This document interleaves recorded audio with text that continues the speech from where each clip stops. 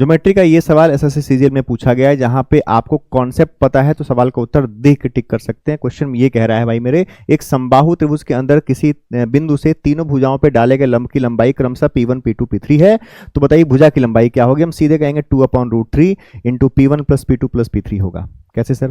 भैया इसका प्रूफ करना पड़ेगा हमको। प्रूफ क्या होगा इसका? हम देख पा रहे हैं कि एक पॉइंट P है, तो ये पॉइंट है, और यहाँ पॉइंट O मान लेते हैं, और यहाँ से हम डालते हैं एक P1, ये P1 है, यहाँ से डालते हैं P2, ये P2 है, और ये छोटा वाला लाइन P3 है, परपेंडिकुलर है। क्या हम ऐसा कह सकते हैं मेरे भाई कि ये ट्रायंगल का एरिया, ध्यान देना, इस ट्रायंगल का एरिया और ये तीसरा ये ट्रायंगल का एरिया जोड़ेंगे तो क्या ये समबाहु त्रिभुज बनेगा? तो सर बिल्कुल बनेगा। और एक ट्रायंगल का एरिया क्या होता है?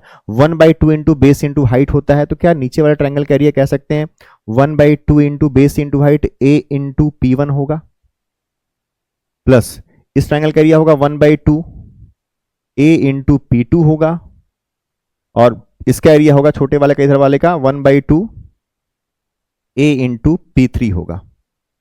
बराबर हम कह सकते हैं, ये बराबर कह सकते हैं area of equilateral triangle √3/4 A² होगा। कोई दिक्कत वाली बात? देखो भाई मेरे, एक A से सारा A कट गया, एक A से ये A, ये A कट गया।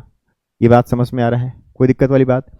इस 2 से ये 2 कट गया 2 बार में, तो हम कह सकते हैं कि A की जो वैल्यू होगी वो क्या होगी 2/√3 into P1 plus P2 plus P3 होगा।